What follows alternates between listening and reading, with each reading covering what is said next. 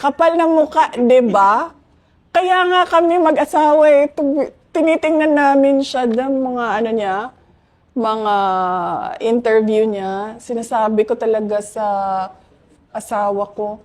Sabi ko, ito ang kapal na mukha. Oh, may utang na 8 million, may gana pang bumana. Nasabi pa sa impeachment, di ba yung unexplained ano daw? Unexplained wealth daw ni VP?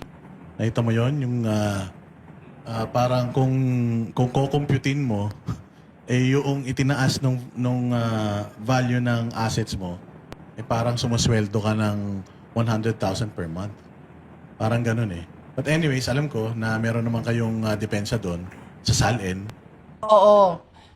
Isa pa yan, no? Merong members ng House of Representatives na nagsabi ng unexplained wealth. Na tinatanong ko lagi, ituro mo sa akin, saan dyan ang unexplained? Kasi pag sinabi mong unexplained, hindi mapaliwanag, di ba? Papaliwanag kung paano yan pumasok dyan sa SALN mo. Wala man eh, sinasabi lang nila, may unexplained wealth siya. At saka yung SALN, kasama yung asawa eh. Di ba kasama po yung asawa doon sa SALN? So, nagtatrabaho pa naman yung asawa ni VP. Oo naman. Oo, nagtatrabaho yung asawa ko. Yun ngang isang member ng Committee of Justice, may utang niya na 8 million sa asawa ko. Kaya nga hindi pa nadagdag yun. So kulang yun, yung pinakita nila. Kasi Kasi hindi mo man pwede ilagay pa yon kasi hindi pa siya kita, kasi utang pa lang siya sa iyo. So, pero matindi, no? May utang na, nag-aakusa pa. 'di ba? Kapal na mukha, 'di ba? Kaya nga kami mag-asawa eh.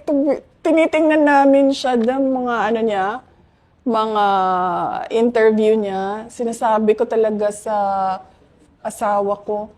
Sabi ko, ito ang kapal na mukha. Oh, may utang na 8 million, may gana pang bumanat. Actually, gusto ko nga siya ipaano eh. Ano ba ang tawag dyan? Sa korte yun eh. Yes. No, not estafa.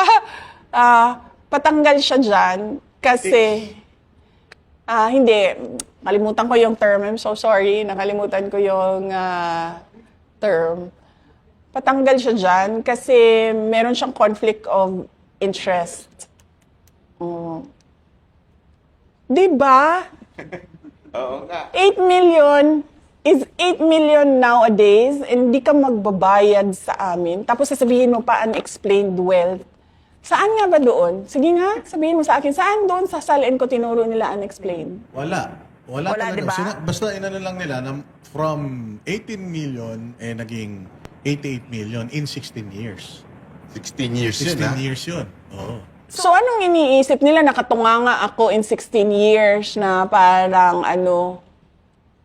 sorry sa term ha, nagbilangkad lang ko, naglingkod na may pay o gingana, hindi ako kumikita, hindi naghanap buhay, hindi nagtrabaho.